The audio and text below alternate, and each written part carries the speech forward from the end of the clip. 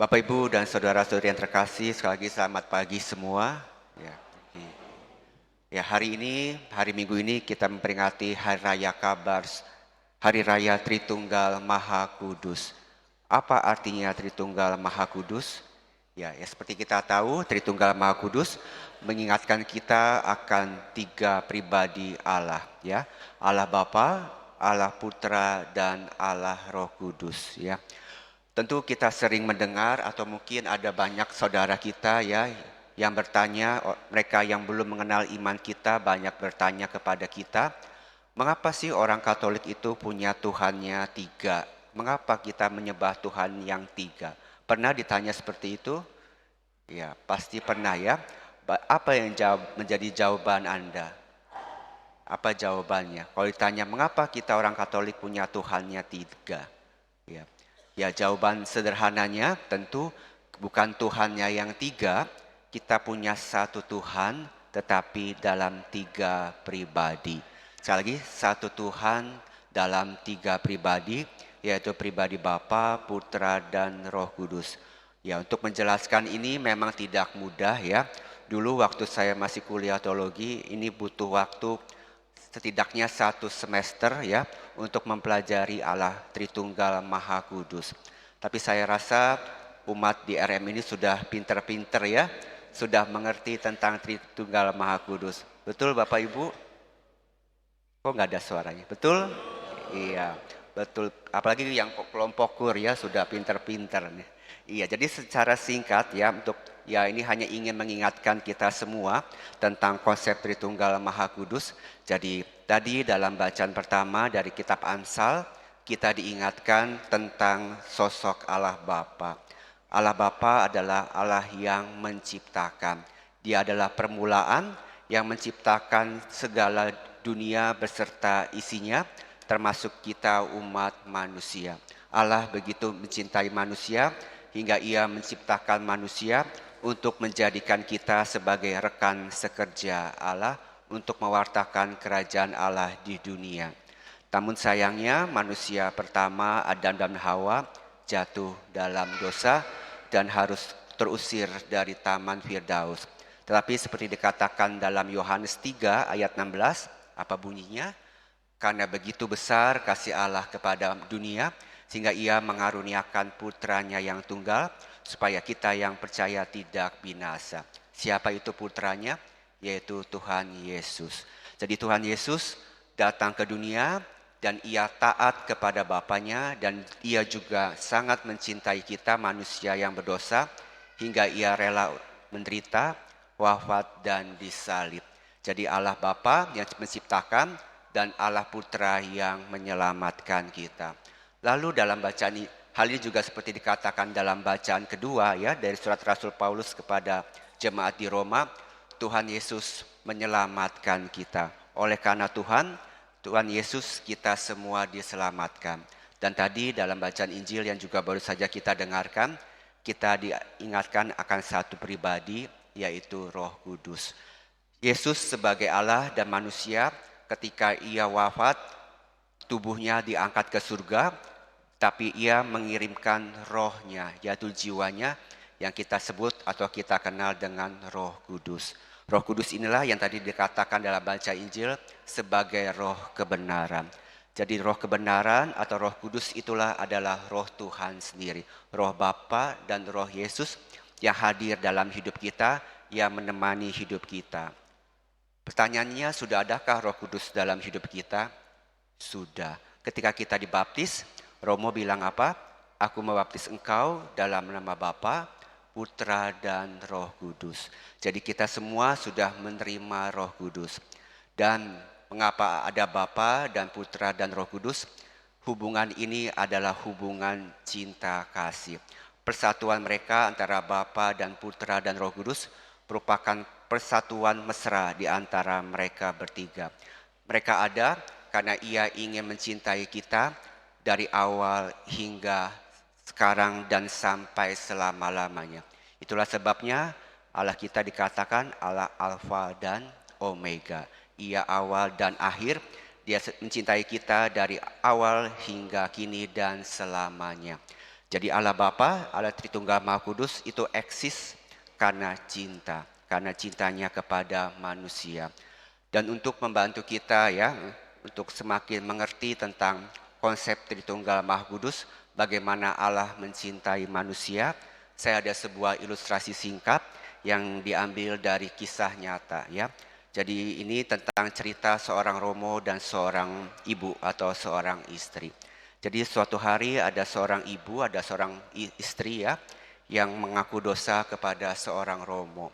Ya, dan dalam pengakuan dosanya, sang istri ini curhat kepada Romonya. Ya, terkadang para ibu-ibu itu kalau lama ngaku dosa, bukan karena dosanya banyak, karena curhatnya yang panjang ya. Dan sayangnya ketika ngaku dosa itu justru dosa suaminya, dosa anaknya yang diceritakan.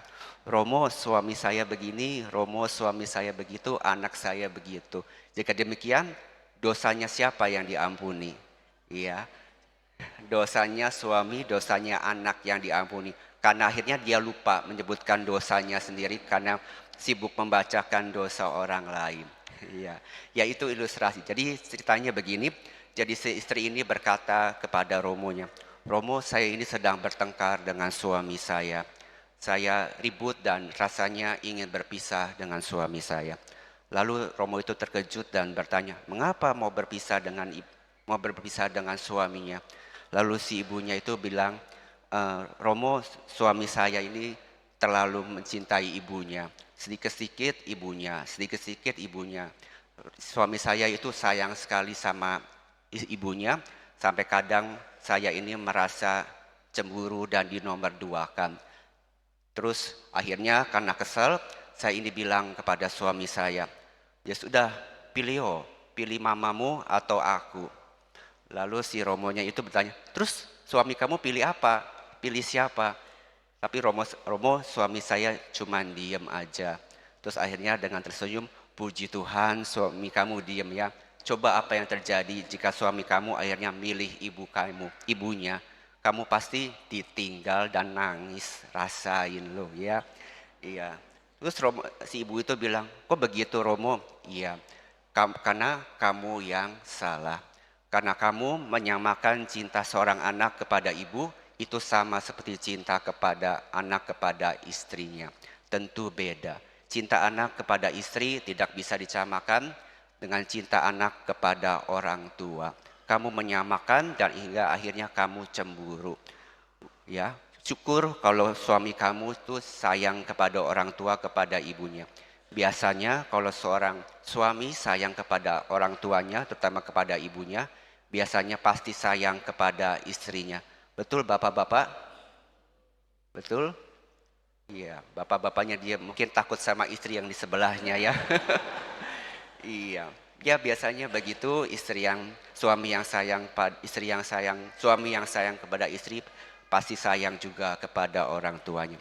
Jadi apa pesan yang bisa kita dapat dari ilustrasi singkat ini? Yaitu jadi sekali lagi sama seperti cinta Bapa, Putra dan Roh Kudus yang begitu besar tapi berbeda kapasitas dan berbeda caranya. Cara anak atau seorang suami mencintai ibunya pasti berbeda dengan cara ia mencintai istrinya. Dan jika punya anak, tentu cintanya kepada anaknya berbeda ketika ia mencintai ibu atau anaknya. Ketika kita kecil sampai sekarang, kita pasti pernah mengalami pengalaman mencintai dan dicintai. Ketika kecil, kita mencintai orang tua dan dicintai orang tua dan mencintai orang tua. Setelah dewasa dan menikah, kita mencintai pasangan kita, apakah cinta kita kepada orang tua berubah? Apakah orang tua berubah mencintai anaknya? Tentu tidak. Sama halnya kalau kita nanti mereka yang menikah dan punya anak, ketika mereka mencintai anaknya, apakah cintanya berubah seperti cintanya kepada orang tua atau kepada pasangan? Tetap kita mencintai orang tua, anak pasangan kita dan anak-anak kita, tapi dengan kapasitas yang berbeda, dengan cara yang berbeda. Itulah cinta Tritunggal Maha Kudus. Lalu bagaimana dengan Romo? Ya, Romo nggak punya istri, nggak punya anak. Ya, siapa yang dicintai dan siapa yang mencintai Romo? Ya, Waktu kecil tentu saya dicintai orang tua ya, dan saya juga mencintai orang tua. Setelah saya jauh, ada di sini jauh dari orang tua dan keluarga, siapa yang mencintai Romo? Siapa? Umat, tentu Anda semua yang mencintai Romo. Anda semua sayang nggak sama Romonya?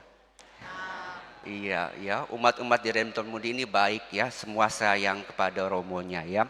Tetapi tentu cinta orang tua atau cara Romo mencintai orang tua tentu berbeda dengan cara Romo menyayangi umat, dan cinta umat sebaik-baiknya umat, sesayang-sayangnya umat kepada Romo tidak akan pernah bisa menggantikan cinta orang tua kepada Romo.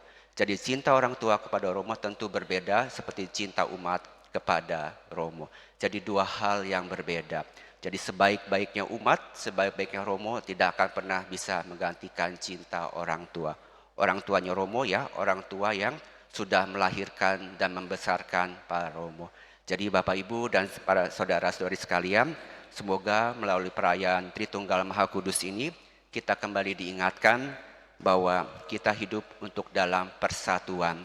Seperti Allah Bapa, Putra dan Roh Kudus, mereka bersatu untuk mencintai manusia. Kita pun sebagai umat Allah harus selalu bersatu, hidup dalam kekudusan, dalam kebenaran, supaya apa? Supaya kita hidup dalam cinta kasih, saling mengasihi dengan sesama dan terutama dalam keluarga. Terhadap orang tua, termasuk mertua, anak, menantu, cucu, semua kita mencintai dengan cinta yang sama, cinta yang kita terima dari Tuhan Yesus. Dan sebagai penutup, kita semua ketika kita dibaptis dan kita memulai hidup kita sebagai orang Kristiani, kita memulainya dengan tanda salib. Dalam nama Bapa dan Putra dan Roh Kudus, semoga pada akhir hidup kita, kita pun tetap dengan bangga, dengan tetap setia, kita akan tetap menerima tanda Bapa, tanda salib, yaitu dalam perayaan terakhir hidup kita, kita akan tetap diberikan tanda salib, yaitu dalam nama Bapa dan Putra dan Roh Kudus. Semoga demikian, Tuhan memberkati.